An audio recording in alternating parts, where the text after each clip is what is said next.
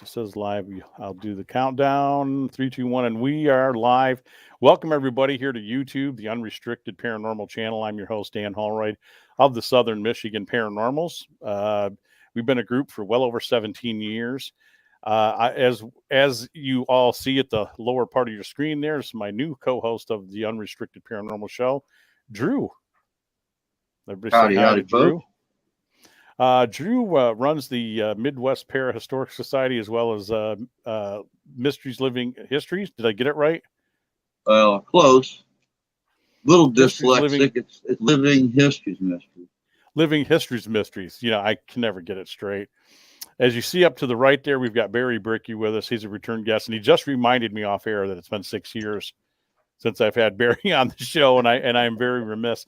I was doing a podcast for a while called Around the Mitten, which I was going to have Barry on, and he was traveling, and we just couldn't put things together. But after this amount of time, I'm glad to have you back with us, Barry. Thank you. I appreciate it. I'm super glad to be back on here and to talk with you again. Just seems like yesterday. So 6 years ago. It does. See, that's the cool thing with friends like you and other people who are just a free spirit, a great soul, that I cannot have to see a person for so many years and we reconnect like it's yesterday. And I love following your stuff. I just a few days back I watched an interview you did with one of my friends, Kathy Conder. Yeah. I've known Kathy for years. Yeah.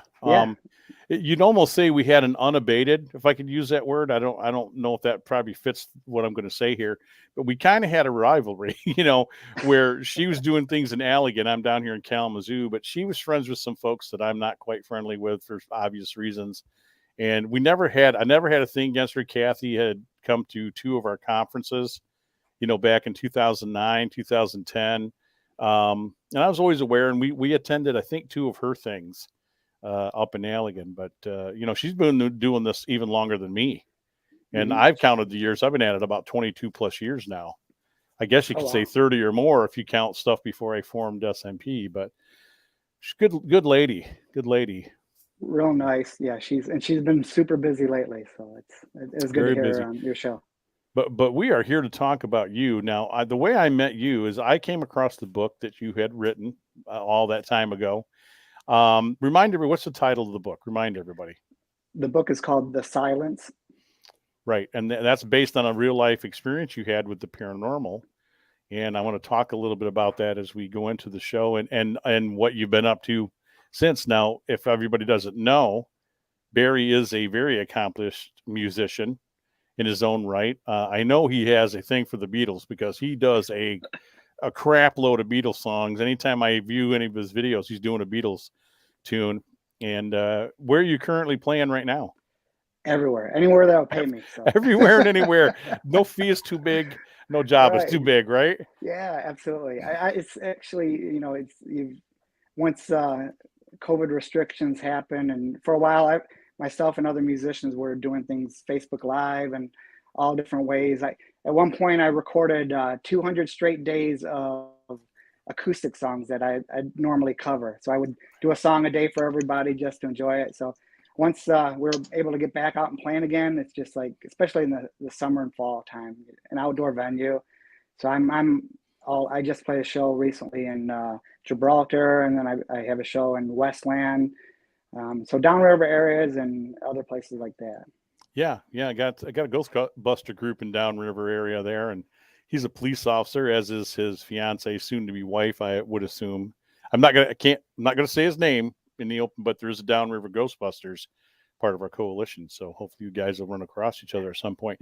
I'm going to give you go ahead. Last year, I was going to say, when we went to the drive-in out here in Monroe, and they had a Ghostbuster night, and they had Ghostbusters out there in the vehicle and all that. So I don't know if he was a part of that group for that. Yeah, Detroit Ghostbusters. That would be Eric in the downriver, and I'm sure my downriver guy was there. There were some other groups that are outside, but yeah, you met some of my guys. Yeah, very cool. Great, very cool. Very entertaining, really nice guys. Yeah, they're a good group of folks, man. I think all of us are. I wanted to throw out an invite to you. So what are you doing August 20th? Please tell me you're not booked. As of now, I don't think I am, but I'll double check that. I have to look at a couple things. One, my nephew is getting married. He's got a bachelor's party coming up. I do have a couple gigs, but I remember talking with you previously about that special event coming up, and Yeah, that yeah. sounds like a really fun time. Yeah, I can't, like I said, I'll take care of you food wise and some other stuff, but you know, if you're willing to come on out and strum the guitar, we're looking for people to provide some free entertainment. It's open to the public. That's where I thought he was going with that. Yeah, Free it's always for entertainment. free. It's always free. And you know, if anything, it's exposing you to some of the West Michigan crowd too. You know, Yeah, I'm not opposed to donating my time for a great cause. So I love it's that. a Thank bunch you. of fun. We will pay you with love and applause. Yeah, yeah. If I can slip you 20 for gas, because it'll probably be $20 a gallon by the time August swings around. Yeah, Craziness. it's been brutal. It has been very brutal. So Barry, you know, we talked about your book. Fill us in on this life experience, and you know, I guess start from the beginning and how this came about, and I guess go for it. The floor is yours. Yeah, sure. So really, the genesis of everything developed when my friend's family rented this farmhouse, and it's a very renowned farmhouse out in Monroe. And many families throughout the years since the time I wrote the book have had all similar experiences there. So the time that I had gone to visit him, it was probably in early 80s. And at that time I would say probably about 14, 15, and had no experiences with the paranormal, and never really even put much thought into it before. And just happened to visit, and I've told this story before to many others, but just the first experience has always been long lasting, where it was an August hot day, and at that time, you know, nobody locked their doors, so I just stopped over.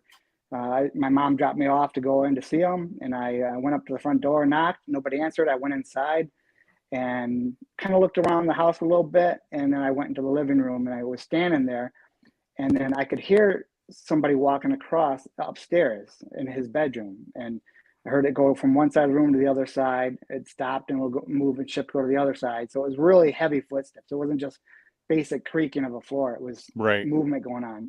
So I said, "Oh, he's up there." So I ran up there to go find out where he's at, and the room was empty.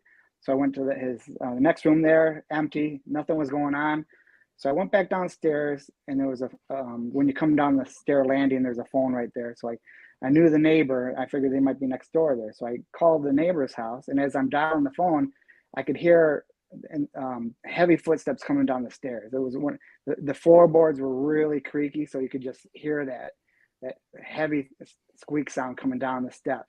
So by the time it was coming around the corner, I just got freaked out, and I ran out of the house. And they had like a circular island where for cars to turn around, and they had like a giant rock out there. So I sat down on that rock for a second, and like about 5 minutes later, their van pulled up, and the family was all out just shopping at that moment. And I'm like, "Oh my God, you'll never believe." And they said, "Yeah, we forgot to tell you about the ghost." Yeah, I was going to ask you, has that happened to them before? Obviously. And the other question I had, I don't know if I asked this back in the day, you know, when I first had you on, it coming down the steps, did it seem to be intelligent, like respond when you hollered up, and then it just was coming down in response to you yelling? I didn't put much thought of that into it, but it was more like just being frozen in a horror movie, where I'm on one end I'm listening to the phone, but on the other end I can hear what's going on coming at me.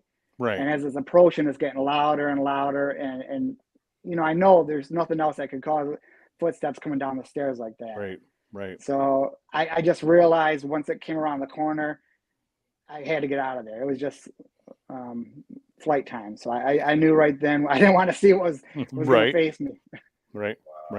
And you saw nothing. You know, that's a lot of, I hear that a lot. I've experienced that. I'm sure Drew has, doing some paranormal stuff so far, that, you know, you'll hear some footsteps. It seems like it's coming towards you or it's near you.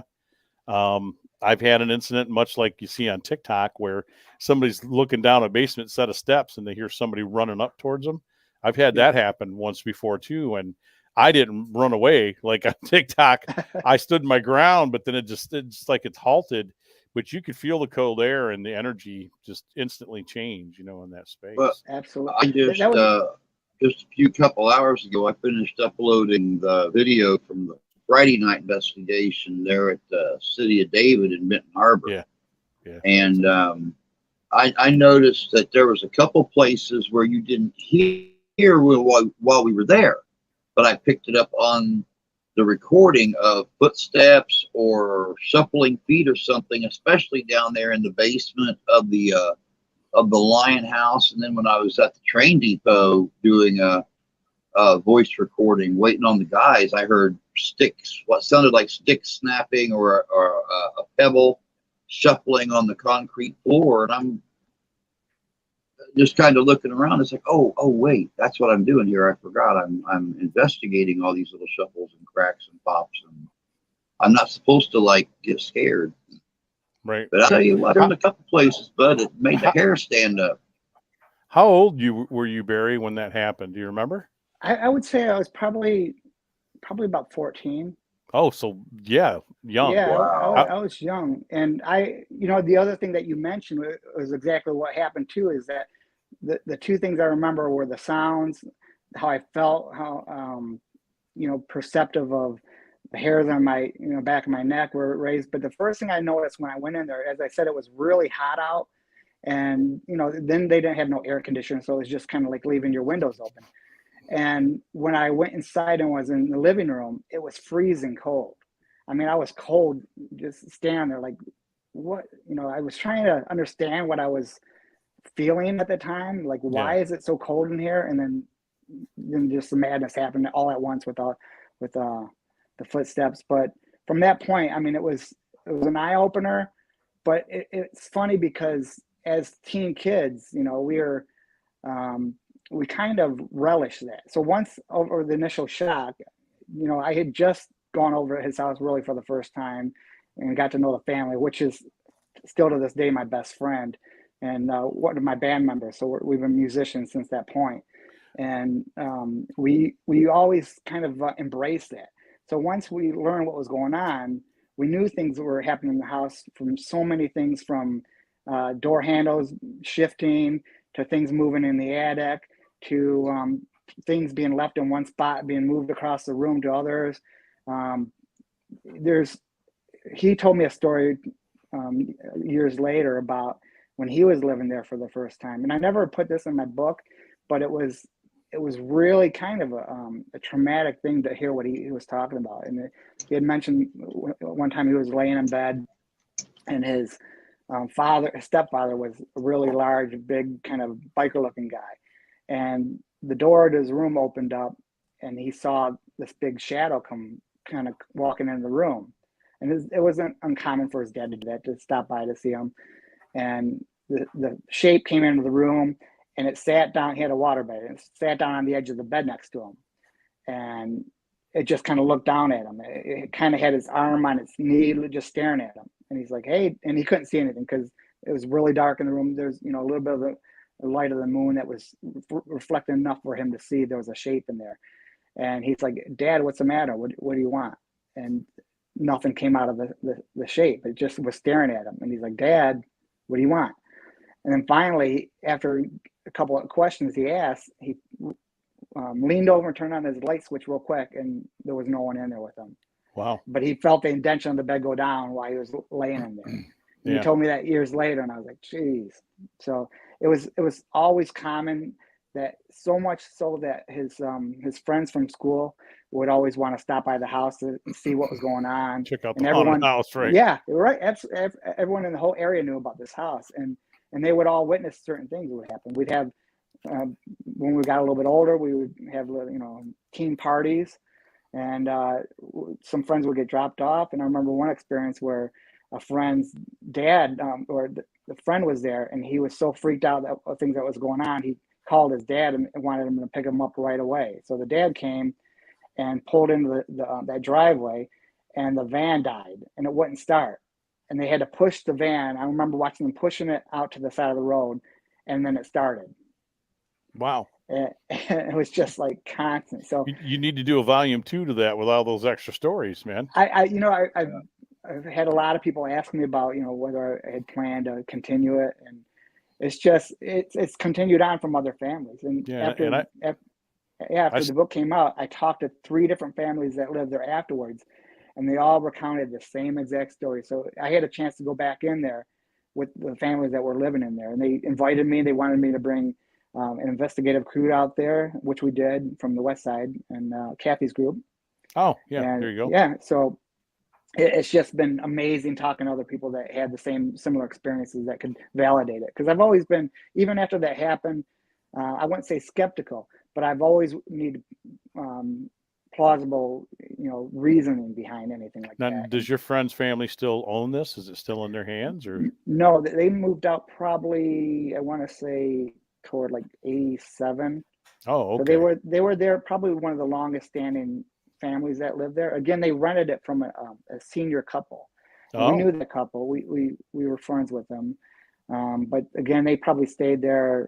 Maybe their time period from when they probably moved in there probably like 79 or 80. So they had a good 7 to 8 years in that residency. So, and then, did you do any? Go ahead, Drew. I was just wondering, that experience there at your friend's place, that was your first experience with the supernatural? First experience at all for anything like that. Did it blossom into a lifelong love?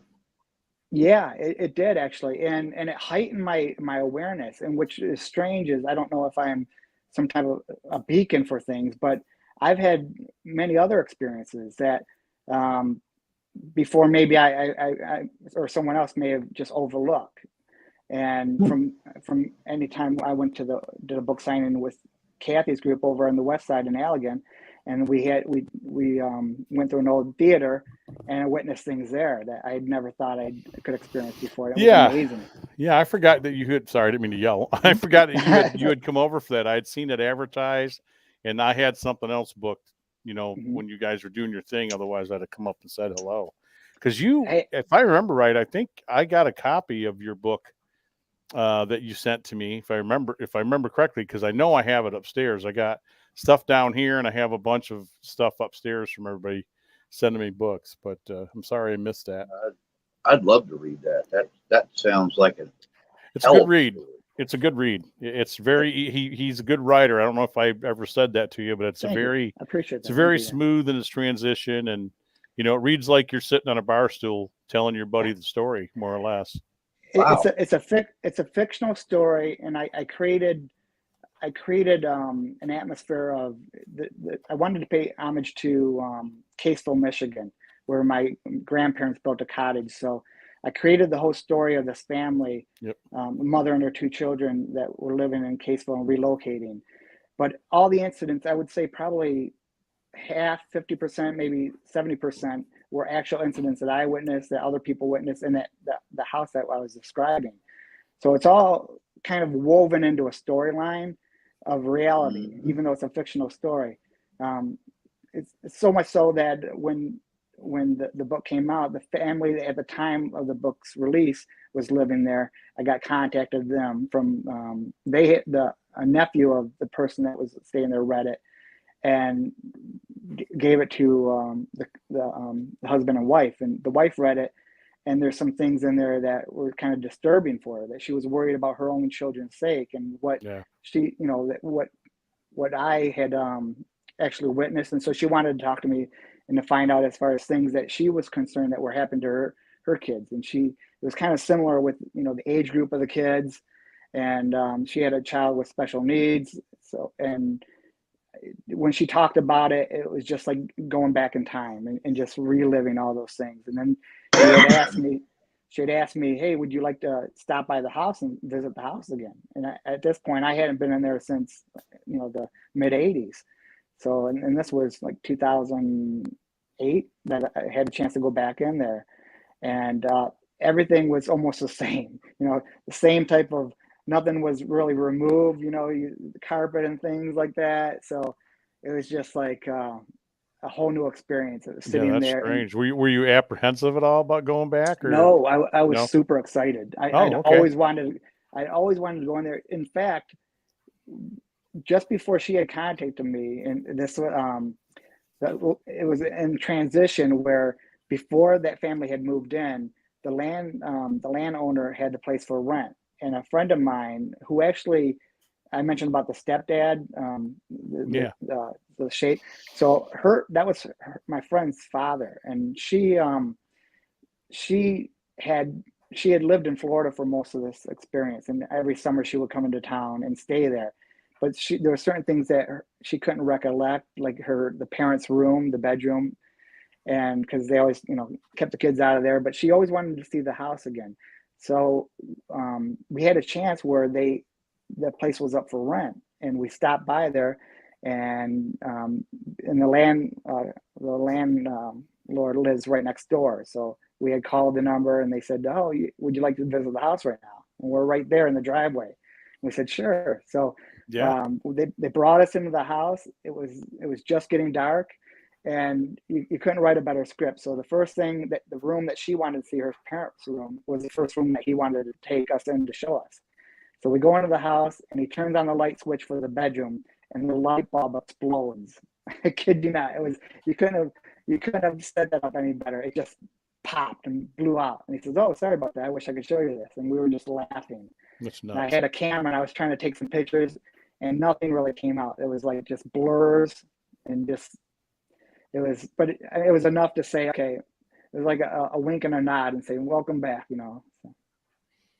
So I got to ask you real quick, Allegan.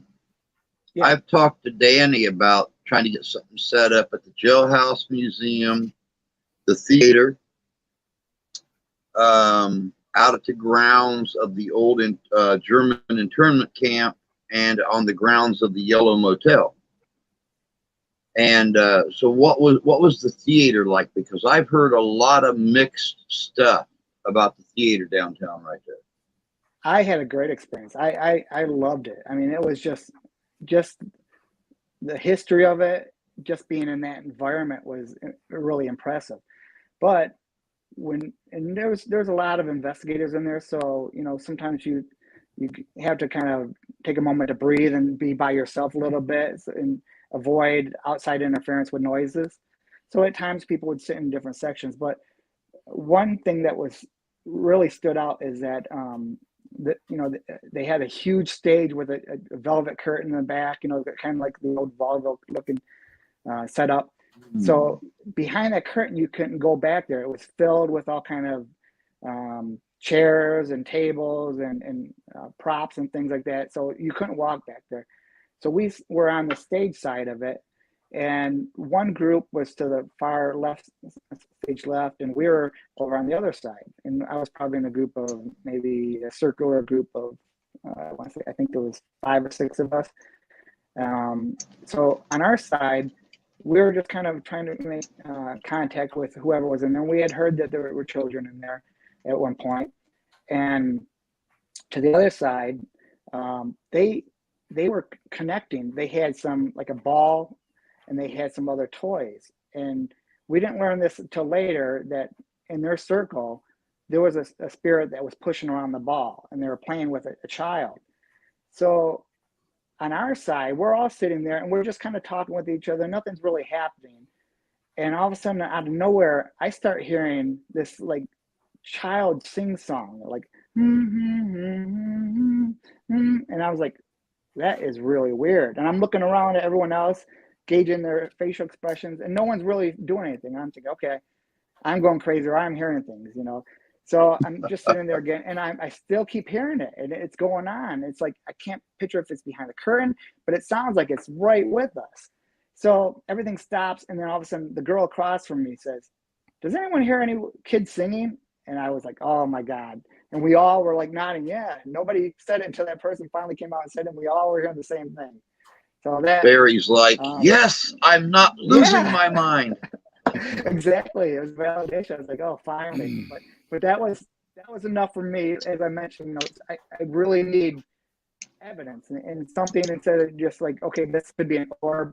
I want more than that with that. And there was nothing explainable about that. I looked behind the curtain. There's no one back there. There's no kids back there. There's no tape recorder or anything going on. This was something that was hovering around us, and that everyone had audibly heard the sound. And from there, I knew that, yeah, there's some history going on in this building. And I believe that. I would guess, not so guess, but I would gamble on most theaters of that age, much like State Theater. Now, isn't that, I don't remember the name of that theater. Is it Strand? Or am I thinking of a different town? It's been so long. I don't remember the name of the theater. Sorry, everybody, didn't mean to cough in your ear there. All I meant was that I think most of them would be haunted with residual, probably maybe some intelligence. I know this when we did the State, we got somebody saying I'm dancing, sound like a girl, and some other stuff too. So very cool. I've done the auditorium. There's probably so many emotions in there. Oh, there's so much. Because you're talking generations of people not only seeing vaudeville acts and shows, they're going to major motion pictures, which we now regard as archival history. And just like the movies we have now, there's a lot of emotion when people are at movies too. And you go there to see your favorite actor, actress, all that kind of thing. I've done the auditorium next to the library, and I've done the library up there. But we'll get up there. We'll get up there sometime soon. I want everybody to hang tight with us. We're going to take our audio break. So those of you who are watching will still see us talking. But I want you guys on the audio show to give a listen to some of these ads and, of course, some of these PSAs, these very important messages. But I will tell all of you watching right now as I continue. Please understand that we have some sponsors to the program. One of them being Gun Barrel Coffee, gunbarrelcoffee.com. You've had the rest, drink the best, gunbarrelcoffee.com. They're out of Batavia, Illinois. A portion of the proceeds go to help veterans organizations all around the United States. And if you act now and go to gunbarrelcoffee.com, use the purchase code BDOG. You heard it right, BDOG12. You'll get a discount on one of your purchases. They got a CBD hemp-infused CBD oil coffee that is fantastic. I drink Battleship. I still got plenty of that left. Drew's had some of its good coffee. Also, Henderson Castle, hendersoncastle.com. You yourself can come once a month. Now, I know the last one for this season is this month on the 18th. So I think their spot's still open. That's at Henderson Castle in Kalamazoo, Michigan. Yours truly will guide you through a historic dinner tour and a haunted tour, so to speak. So come check us out. And then coming back after August, because July and August we're taking a break, September through the rest of the season, once a month. Look for the dates. Go to hendersoncastle.com. It's an $18.95 bed and breakfast right here in Kalamazoo. Okay, we are back. Hey, thanks everybody for being with us here on Unrestricted Paranormal. I'm Dan, and with us as always is Drew, the history man. Drew, you're supposed to say something like "Hello, hi, how you doing?" He smiled. I historically checked out the theater in Allegan. It is the Regent Theater. The Regent, that's what it was. Right. Thank you. Thank you, sir. And Hi, we're with Barry BRICKEY, musician and author, and all around good guy. How is this? Yeah. How is this? How does this change your perception of the afterlife? Because I know, you've suffered a family loss, and my condolences still. I have too. Both my parents are gone now. We've all gone through these losses. We lost Jason Sullivan of the Paranormal. A couple people in SMP. I mean, I've lost 4 members in SMP. And it hasn't really, because I was always involved in this differently than you, Barry. But my perception always been, I always felt that there possibly had to be something else going on after. Has that changed your perception experiencing what you've experienced? No, I think it reaffirmed that and and strengthened that belief. And I think I've witnessed more things, again, being more perceptive and open to things like that. Right. And I've lost many family members, and I think they've all contacted me. And I know when my sister, who I was really close with, I was going to ask about that, but I didn't want to touch. Yeah. Oh no, it's I'm cool with all that. Absolutely. When she had passed, the night that I had gone home, I was it was actually the next morning, and I was pretty much just kind of emotionally just drained and dead inside. So I was just kind of laying there staring off, and my wife was downstairs, and I heard right behind my I was facing one way, but right behind me, I heard my sister call my name out, and just clear as day, just said Barry, and it's okay. And I was just like, I turned and looked, and to make sure someone, whatever was there, and she wasn't there, but I had felt that before with my mom, and I was with my mom when she had passed, and I knew at that moment, even though I was young in my early 20s, and I knew she was in the room. It's one of those things that you can tell somebody, but unless you're right there and you feel it, right. I could actually feel her presence there. I knew she was there. I called my sister, other sister who lived in Texas, and I told her that. And at that time, it was kind of a scary feeling, even though you would think it'd be comforting, but she had just passed, and it was hard for me to kind of to grasp that. And so it was more, I guess, any time than being more fearful of that, I guess. But I knew that she was there, and to the fact that really with the first major loss with her, I had vivid dreams, and several dreams that had lasted like over a week, where every night she would visit me. And it was such a realistic dream that I woke up and I swore that really happened, to the point where and I've never had dreams like this before, and I never had such dreams that I remembered, but it was type of dreams where I would actually look forward to going to sleep, and I would start talking to her about, okay, this is what happened during my day here. This is what's going on. And she would have a whole conversation about what's going on during the week. Wow. And I was just comforted by that.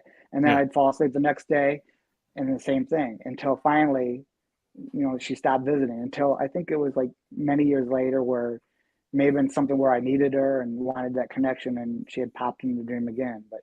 But it was like those things where, always having that bond that's never broken, always believing. We always kind of, my first sister had always said that after my mom passed, that she would leave her a dime. And myself and my other sister were kind of like, well, you can always find that. But when you believe in something like that, whether it's legit or not, if it brings you comfort and knowing that a family member is reaching out to you, it doesn't matter what someone else thinks. But if that brings you the thought that that person's thinking of you, and it brings their memory back to you, then it's special, and it's something that I think that's you shouldn't even look that deep into it and think, is it a question whether or not it's true. And that started actually happening after that. When my one sister passed, she started believing that as well. And she would find dimes, and we'd find them in the weirdest places. I mean, it'd just be sitting in the open, and it'd be sitting on a floorboard or on your seat of a car, just out of nowhere, just a dime. So we all kind of believe that. So now both sisters have passed, and my mom, I'm always seeing these dimes, and it just makes you feel connected and happy. And one other thing that when my was kind of goes along with that is when my dad had passed. I was up north with the one sister I was close to, and we were on this tavern that was overlooking the lake, and we're sitting there, and it was on Memorial Weekend, and we're both leaning over the railing looking at the water, and my dad wasn't able to go up that weekend with us. He was back home, and we look over to maybe about 20-25 feet away from us across the pier, and we see a guy that looked exactly like my dad. I mean, to the T. And he had the same kind of a shirt on that my dad would wear. And he leaned on the railing like my dad. My dad would put his arm, like he would lean a certain way. It was a style. And he was leaning like that, and he turned to us, his head faced us, and he kind of just looked at us and looked back out at the water. And we looked at each other, and we're laughing, and we go, oh my God, Dad's here with us. And not a half hour later, I got a call from from a family member that my dad had passed that morning. Wild. Yeah. So that's wild. Very cool. Yeah. So it was, again, comforting to know that, somebody's out there thinking about you, and they'll find a way to connect with you. JJ's Adventures asks Drew, you and I are on the same train of thought, obviously, but they also ask you, Barry, do they whisper in your ear or touch you? Have you had that happen? Myself, I did have something whisper in my ear with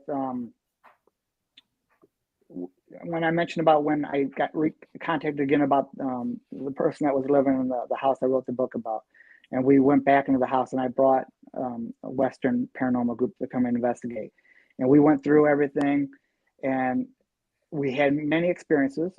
We had one where we went in the basement, and each different investigator was in different rooms, and I was down there, and we made contact with this this little. They were the people that were down there originally were communicating. I believe it was with I want to say like a young boy, and at some point they brought me down because they thought, because I had a connection years back with the house, that maybe it would spur something or bring some type of an emotion with it. And sure enough, it did. We were asking certain questions, and it was responding. And the dryer that was down in the basement kicked on, and the family that lived down there talked about that a lot. I said, we don't know what's going on, but this dryer keeps coming on, and it's a brand new dryer, and there's no electrical issues with it, there's no wiring problems, but every time the husband was more skeptical than the wife, and he never, he was always thought it would be this, and he would go down there to work in the basement, and the dryer would kick on him. So that's what happened with myself when I was down there, and when we were communicating with this child, we would ask a certain thing and the dryer would kick on. And then at one point, one of the weirdest experiences of ever being touched was, I felt, all I can kind of relate it to was, it felt like icy fingers on my back. And I was sitting in a chair, and it was like something scraped their fingers, like a kid would come up behind you and like tag and slap their fingers down, down your back. And it was so cold. And I stood up, and I think it was Kathy was with me, and they're like, and we're recording all this. So they had a camera right next to me, and she's like, "What's the matter?" I said, "You won't even believe it." And I started laughing because it was joy that I had been something like that, I had experienced. You've like been that. touched. Yeah. So, instead of thinking, okay, I would be terrified and think, oh my gosh, it was excitement that this child had actually reached out. So from that point, I was like, you can't believe this, but something just touched me down here. And then we were asking more questions, and we looked over at the video recorder, and she had batteries and everything was all set up. The batteries died in it. Didn't record one thing. So we went upstairs, everybody took a break in the house, and everyone was outside. And the one room that I really wanted to go up and see again was the attic, because at one point when I was 16, my friend and I would always hear something walking around in the attic, and we went up there, and we got our some sleeping bags, and we tried to sleep up there and see if we could do it. We kind of were pushing ourselves, our boundaries, and within a half hour we got so scared out of that we ran downstairs and never went back in the attic. It had one of those drawstrings that you would pull the ladder down. So I wanted to go up and see that attic again. So I had a camera, I had a flashlight, and I knew everybody was outside, so I had the house to myself. So I started walking up the stairs into the attic. As soon as I got on the third step, there was a male voice that was right behind my ear. I mean, right next to me. And it went, "Hey," and it was deep and it was menacing. And I was freaking out. I looked back behind me. There's nothing there. I could hear people outside talking, laughing. And that thing was so close to my ear. I went up the top of the ladder and put my legs down where I took some pictures right underneath me to see whatever I could capture under there. And while I was up in the attic, the moonlight was coming through. So that was the only thing that you could see from the window of the attic. And there was a drawstring with a light up there.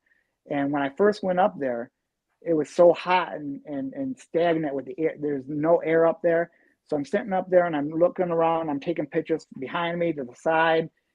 And I look behind me to my right, and I see that drawstring is now waving back and forth like somebody had hit it. And I was close enough. I couldn't even hit it. But so I'm looking at it, and that thing is just swinging back and forth.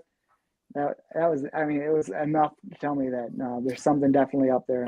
I'll share a similar experience here in a second. But JJ asks you, when you got touched, you didn't have any Yeah. scratches or marks or anything, right? No, it wasn't. It wasn't like deep fingernails. It was just like a Just kid's like a fingers. touch. Yeah. Yeah, and it was a strong. It was a strong touch. It wasn't like a light little touch on the back. It was like kids would put their fingers right on your back and slide down as fast as they could on that. But when it went, it was so cold. But it was like really cold fingers going down there, and I'd never ever felt anything like that. And I've had that, as I've told other people in the past, once or twice when I've had the hat off, because I'm bald. I shave my head bald. That I've had the hat off because it's been so hot, in certain places. I've had that same feeling, and it's ice cold. And it first feels like spider webs, but then you can feel that it's a finger sensation, like somebody's touching my head. And it's so ice cold. And I mean, you're in a place where it's 80 degrees upstairs, and I used to kind of do that number, because it kind of throws you off. Now I just kind of, I wait to feel more of the sensation, and I might wipe it away once in a while, I wanted to touch on a couple things. I know that light, swinging, the cord swinging back and forth. We did a house here in Kalamazoo. And all I will tell you is that we got contacted by this guy through a person he had gone to school with. I consider this person almost like a sister. And she didn't know this about him at the time, but what we ended up finding out that they're like neo-Nazi guys. Okay. So once we discovered that in the middle of this one-on-one interview, we kind of felt something in this house. And, I was going to tell him, I told him no, we weren't going to investigate just based on how they were and how they act, that kind of thing.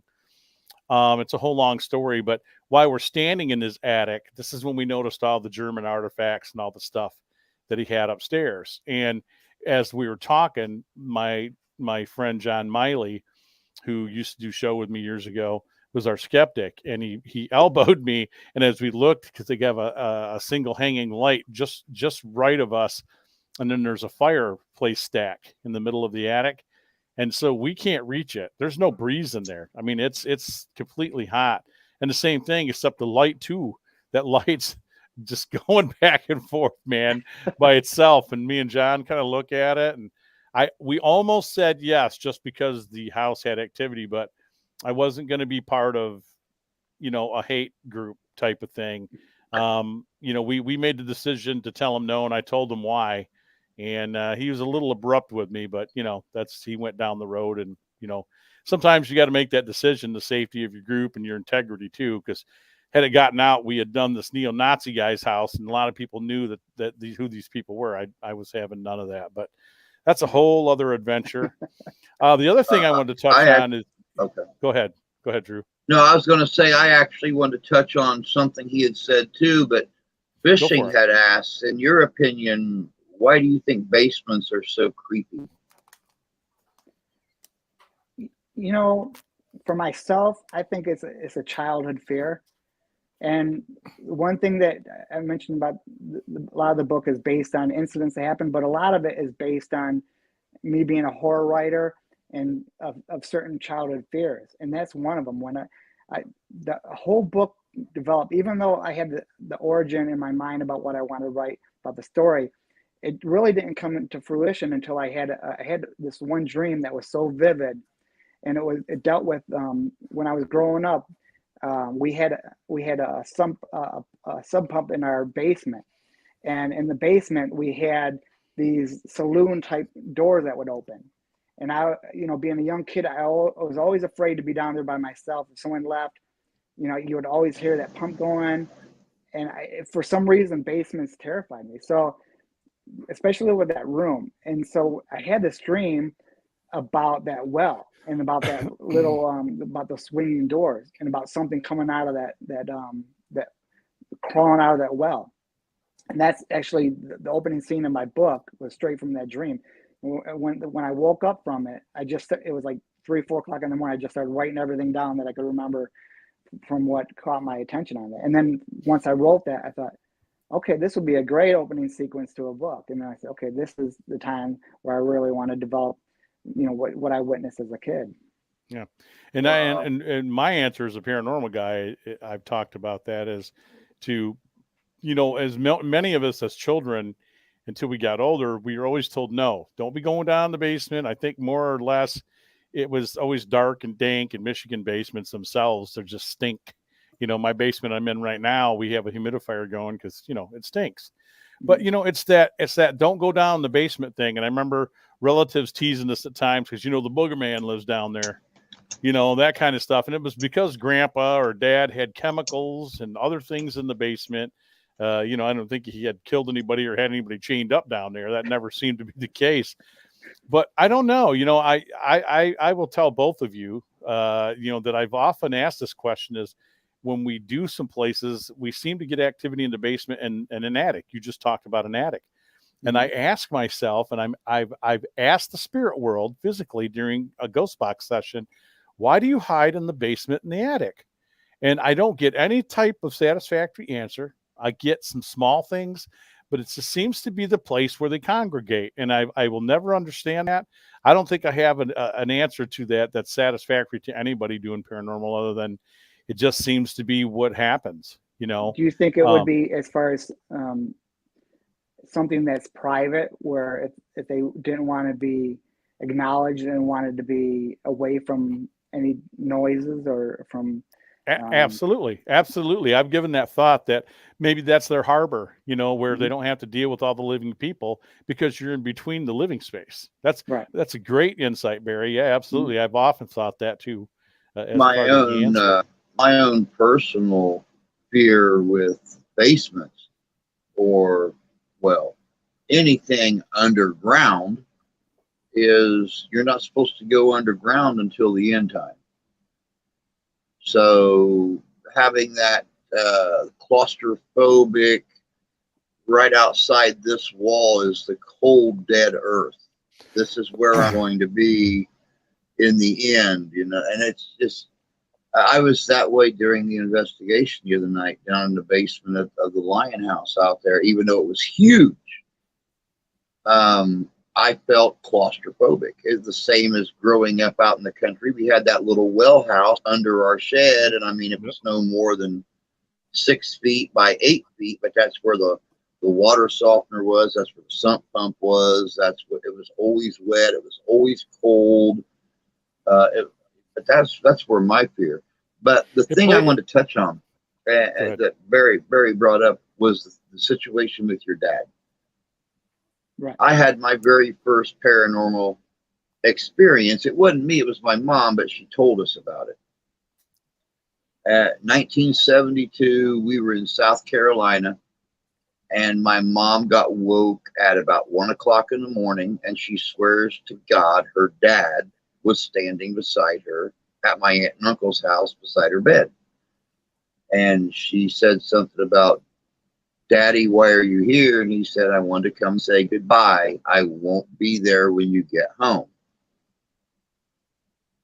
And my mom got a call from my grandmother the next morning at 7 o'clock that Grandpa had died in his sleep during the night. Yeah, I've heard a lot of those. And she swears to God it happened. And that was my very first experience with supernatural. Wow. Oh, I'm sure it did. The part I was going to touch on, Barry, and I just want you to sound off on it, if you would, please, is when you talked about your sister coming to you in that dream state.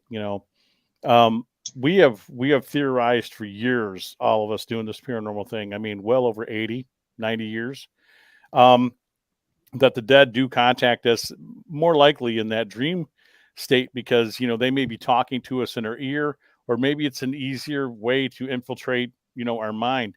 I've heard all the psychological reasons. I think a lot of it's nitwit BS. It's just that I've got friends that work in the mental health field, and I'm not convinced that everything is, a play on the psyche, and I don't think that's one of them, because I had a very similar situation with my mom. I didn't think I would hear from my mom. I did my dad. That was in a different way. He didn't come to me in a dream. So I was frustrated for a while, and I was going through, like you, I was having these emotions of just feeling kind of lost. I'm not going to see my mom. I'm sure I will again, but you know what I mean? I was despondent. A lot of things were coming in on me. I was very angry at some family members about how I was treated during arrangements and different things that went on. I felt like I was left out. And here I am, the oldest of 4 boys, and her, I was with her longer than everybody, including my stepdad.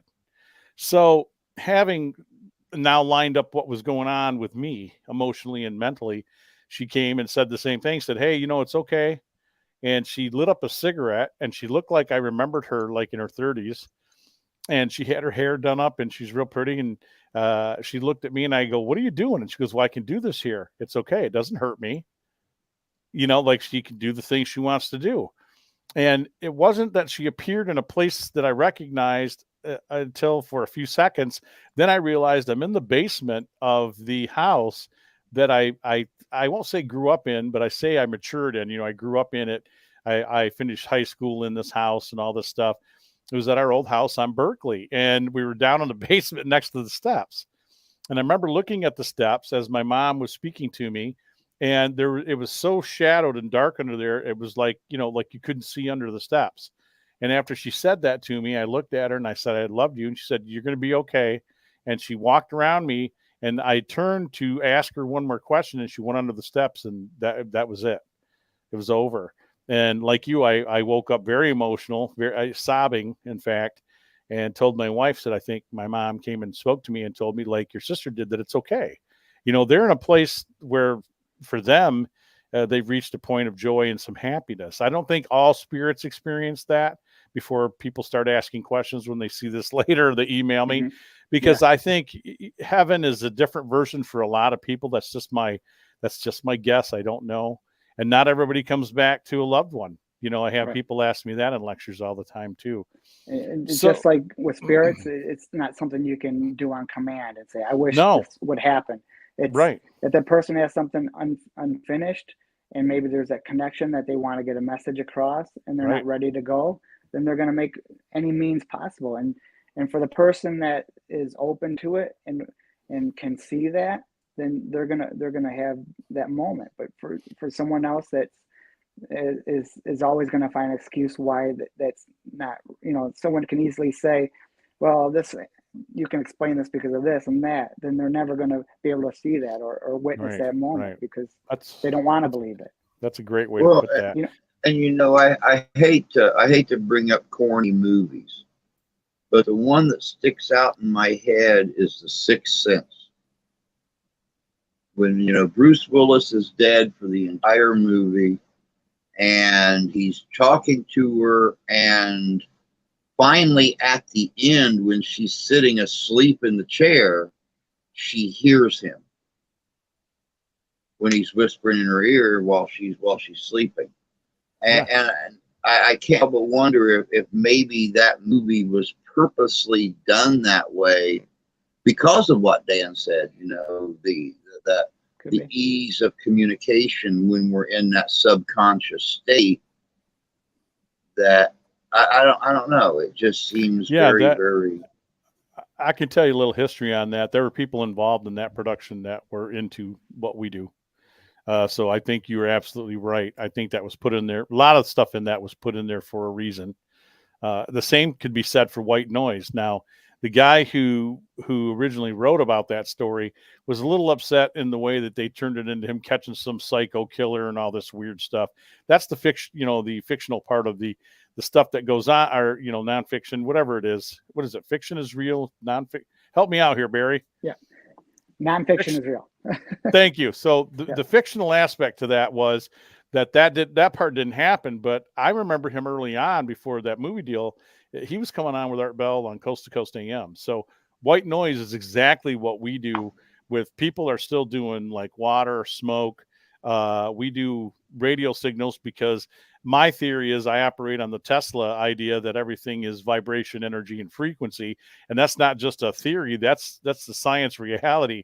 Everything in this universe that we know is on a frequency and makes noise. Everything around us is in constant movement. Ions, everything, atoms, everything is moving. Our perception is everything is solid when it really probably is not when you break it down. So where I'm going with this is that I think that you've experienced that. I've experienced it. Drew's had a touch. I just think it's wonderful. And I think that, to have any absolutes or answers to the paranormal, if anybody offers you that stuff, I think they're full of baloney.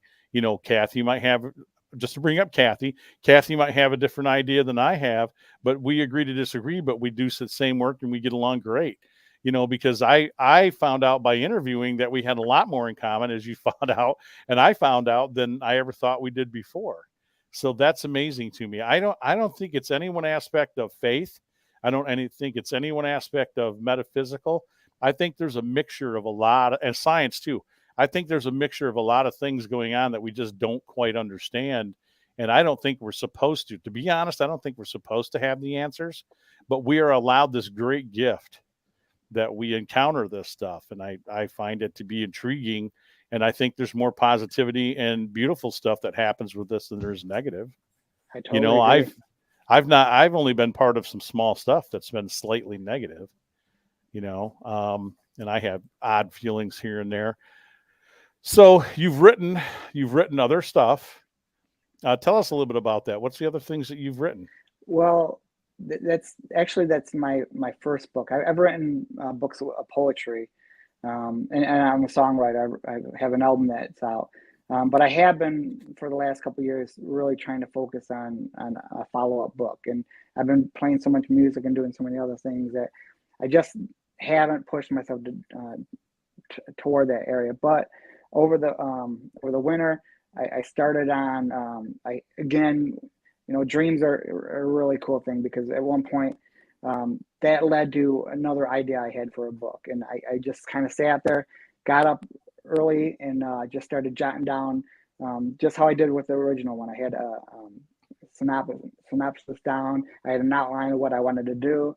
And I started about maybe 2-3 chapters of it. So I'm hoping if I can really buckle down, maybe I can have it completed by this year, at the end of this year. So that's the goal of mine. It's going to be another paranormal. It won't be a sequel to the book. A lot of people's asked if I wanted to go that route, but I definitely want to keep it horror, suspense, and paranormal. But I'm looking forward to that, getting back on that and have something new.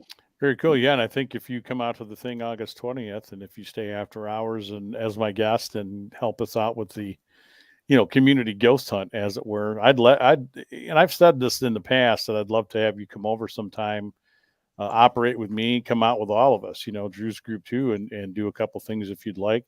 I just want to share the experience with people who have an interest, that's all I'm trying to do, and maybe see some other things and experience just some other things. I would love that. I appreciate the invitation. Oh, no worries. And poetry too. I think I told you when you told me that before, that I'm into poetry, man. I'm one of those guys not embarrassed to read poetry. Have you taken any of the poems that you've written and turned them into songs? I have, and it's a great outlet, and it's worked vice versa. So great. I've had some that I've been able to transfer into poetry, but I've had some that were originally started off as a poem, and I kind of got started in that when I was in college, and I never really I wanted to be a writer when I was younger, but I always wanted to be a cartoonist. And so I never thought myself as a really strong enough in English and dedicated to that. I wasn't disciplined. I think creatively, right. I think I'm a really good creative writer, but working on the nuances, I think I had problems with that. But it wasn't until I got. Go ahead, keep talking. Yeah, it wasn't until I got into college and a professor told me, he really gave me the encouragement, said, you have a great writing voice. Oh, okay. That's me. Very nice. From art school. So that's when you said you wanted to be a cartoonist in art. That's what I got a degree in, and I did nothing with it. So I just wanted to show you that. I've done nothing with it, dude. I haven't drawn for years. So hey, if it brings you joy and if you enjoy doing it, right. It's a great outlet. I always remember my teacher telling me sign my my 7th grade yearbook to the next Charles M. Schultz. I always got a kick out of that. Well, hopefully we give you some fodder if you come out with us. Give you some fodder for some new ideas, for some writing too. I have toyed since I had you on 6 years ago, that you so aptly reminded me of. I have, even back then, I was talking to some people about doing a series of books because I do not have the patience, Barry, to sit and type, or I can admit, or probably the grammatic skills that are required in order to not have one long sentence, everything into, a sentence about, 50 pages long. Because I'm just trying to get out the story, as fresh as I can. But I've thought about doing a series of books called The Real Life Adventures of SMP. So real case files of SMP, because 289 investigations, I got some stuff to say and some things to share. I can name some names and do some sites and do some things, but it'd have to be in a series because, there's so many to break down. And then I thought about doing a personal book like you did, but I'm going to keep mine, very real to life and to what's happened with me all my life and how I got into this. But who knows, man? Maybe someday. You gotta get on that sooner than later. I know. Well, I could say the same of anybody, but I'm involved in this and 10 other things. So it's one of those things. But I'm glad that you were here with us tonight. I wanted to get you on and have you have your piece and say hi and talk a little bit. Where can we find your album? You can find it on different Reverb Nation. You can find it on my website, BRICKEY.com. You can find it on, I've got a lot of videos on YouTube with the music on there. In the past, it was on iTunes. I was going to revisit that, and I've written a few more songs recently that I was going to kind of put together that was the other plan too, is besides releasing the book, is release my second record, and hopefully I'll be able to do that as well. Well, you just touched on something, and I'm glad I segued into asking you about your music, because we are a big part of Reverb Nation here at unrestrictedradio.com. And that's those of you audio-wise are listening to us here on Sunday night at 9 p.m. Eastern Standard Time. You listening to us right now, heard me say that obviously Unrestricted Radio is in connection with Reverb. So we will look up some of Barry's stuff, and with Barry's permission, we'll get to playing it on Unrestricted Radio. We have over 520,000 potential listeners any day, any night. It's probably more than that because we are international. So go to unrestrictedradio.com. Download the app, everybody. I'm telling you, it's free. Tell your friends, your neighbors, your family, even the family you don't like. Okay, tell them, because it might help. It might help repair bridges. That's my favorite joke. But we'll go looking for you over there, Barry, and I'll definitely get Stacy, and I will definitely play some of your stuff on Commercial Break. For this, when I go to edit this for audio, I'll play some of your stuff, bro. Well, I appreciate it, Danny. Thank you so much. I appreciate you, dude. So what's your next show? Where are we going to see you next? Next show is, I've probably got a handful of things going on this month. One I just set up is for individuals that live near Waltz, Michigan. They have a 150th anniversary birthday celebration. It's a small, if you're not familiar with Waltz, it's a village. It's that small. Cool. And that's where I grew up. And when I was a kid, we had a parade that came down down 3 streets, and they had all the fire engines, and we would line up and they would throw all the candy out. And then once the parade came through, it would go to this ball field. And we had all the beer tent and all the traditional things that a kid would enjoy. I remember a great memory going out there, and when the end of the fair, you would see all the lottery tickets and the game tickets. They had the scratches off. So I remember as a kid just kind of scrounging around looking at stuff, and I found one that nobody opened up. And I opened it up, and it was like $25, I think. And at that time, I thought it was like $1 million. As a kid, yeah. That's all the hot dogs and candy you can buy right there, man. Oh, yeah. Yes, absolutely. So someone recently contacted me and said that they were putting together this honor. That's way cool. The event. Yeah. So I said I would be happy to definitely play some music there and just give back to the town and what they provided for me. So is it called Walt, Michigan? Waltz, W-A-L-T-Z. Oh, Waltz, Michigan. Yep. Yeah. It's sandwiched between Monroe County and New Boston, Flat Rock, around that area there. So very cool. Okay. You drive through, you blink, and you miss it. But yeah. we got a payphone. What's the date that they're doing that you're going to be over there? That is the weekend. I want to say it's I'm playing on Friday the 25th from 6:30 to 7:30, and I think it's Friday, Saturday, and Sunday. So there'll be all kind of bands. There'll be a mixture of acoustic artists, and then a variety of different bands, whether it's country, rock. I think there's even some maybe even a brass section with one of them. So they got a lot of artists out there. Very cool, my friend. And you heard them, guys. Go out to Waltz, Michigan. Now, unfortunately, that night I'm going to be in Lansing at Frankenfest. Well, not unfortunately, I'm going to be at Frankenfest in Lansing, right up the road from you, doing Frankenfest and doing my thing there. But if I could make it, I'd make it for sure. I'm going to catch you one of these times within this year. I will guarantee you, Barry, before we even get close to November or December, I'm going to come see you. I promise. I'm going to bring my gear out your way. Well, then I'll probably see you before that then, obviously. So very cool. Very cool.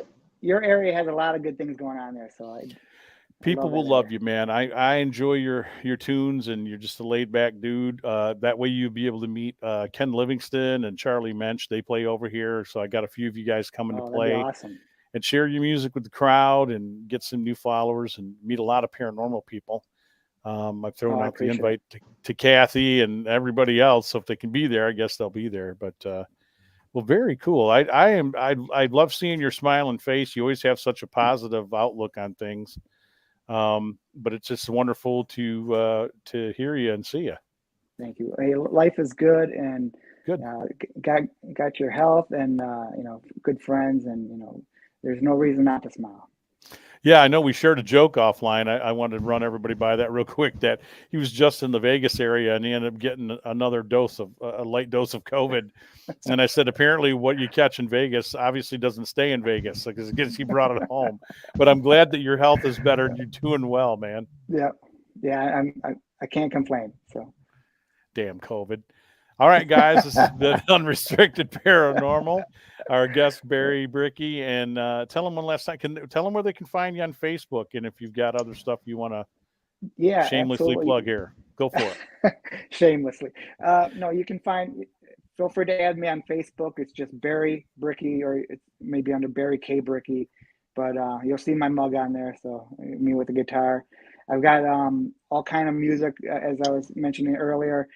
During COVID time, when I wasn't able to play shows, I recorded an acoustic song a day. So all my material that I would play in the bar, I brought it to people on Facebook. So every day I would release a new song. And I think I did over 200 songs, which added up to a long time. And so I would add that, and then I would broadcast live music. So if you go on my page, you can find all those old videos and all different type of music, from 50s to current stuff. Mm-hmm. And you can find, if you go to my website, barrybrickey.com, you'll find there's an excerpt from my book if you wanted to read that, if you wanted to read testimonials and reviews.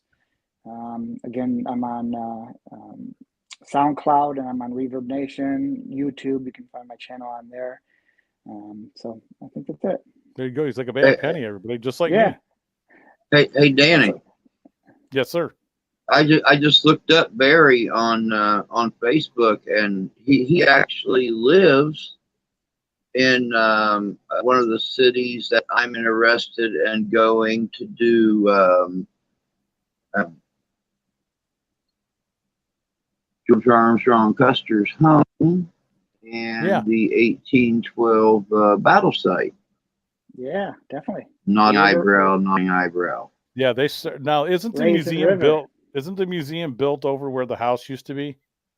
If I remember right. Yeah, fairly close. His house, his original house where his wife lived, the original location was moved a few streets over. Right. So, right. But it's still in the same vicinity. But yeah. This area is definitely historic for the French and Indian War. That's probably the same reason with the book that I wrote, The House. That's been a lot of talk and speculation on that, is because of the amount of tragedy that's befallen in this area. We went to Gettysburg, and we went out there. We stayed at a couple of places, but one place that we stayed at was a themed room, and it was the General Custer room. Right. Wow. And they got a lot of his artifacts there too as well. It was very cool. We did my wife and I did an investigation into a mansion field hospital, and it was just us and our guide, and we had such an incredible experience there. We had EVP audios. She was actually touched by a small child that grabbed her arm. We were upstairs, and we went down again to the basement in the area that they used to keep soldiers in. They had it almost was like a storage cooler, and that's where they would keep prisoners of war. And this spirit followed us all the way down there, and we're sitting there, and all of a sudden she just kind of reared back, and we're like, what's the matter? And she's like, something just grabbed my arm and tugged on it. And that happened twice to her, and that was amazing for her to have that experience, because she's never ever had any paranormal related experience like that. So that was really her first time, and to be, to have that feeling of that child reaching out to her. She's a teacher, and I think that kind of fed on the notion that she was kind of protective of her. Absolutely. And in Monroe, as it stands, like I said, I know the museum in recent years has been touting that they've started to notice they got a haunting going on in there too. So that'd be an interesting place to go. I know we got River Raisin close by here for 1812. Tom Birkenbach and my Ghostbusters goes to Monroe quite often to do 1812 when they do some of the encampments and some of the stuff there. So it's a great area. But thank you so much for being on with us, man. You are the best. You are the best. Yeah, I appreciate your question. Thank you, Bert. Drew, very nice meeting with you, and Dan, thank you so much for having me on here. I appreciate the time. Thank you. No so problem, much. man. And you guys are awesome. I will thanks. I'll put together that other podcast again because I'm revamping. To those of you watching, I'm revamping the whole network. So the new domain will be Unrestricted Paranormal, spelled normal, and I'm going to build the brand new network starting tomorrow. I'm able to do it a little earlier than I thought, so it's going to have a new look and different things. But we'll have Barry back with us on Around the Mitten because he's here in Michigan, and I want to talk about him and his music. That's what we're going to focus on. Not so much the paranormal. We're going to focus on his music, his thought process. But you are a wonderful man. Love you very much, and keep healthy and happy, and I'll talk to you soon. I'll try to make it out on the 20th. All right, brother. Sounds good. Look forward to it. Yeah, absolutely. As I sign it off, everybody, as always, is like, listen, and this goes for all of you. Please listen carefully. If you cannot be kinder and smarter, please be quieter. Seriously, if you cannot be kinder and smarter, please be quieter. And on that note, everybody try to get along. Have a good, healthy, happy weekend, and I will see you next time. Right here on Unrestricted Paranormal. Drew, take care of yourself. I'll see you soon. Yes, sir, brother. You too. All right, everybody. Good night.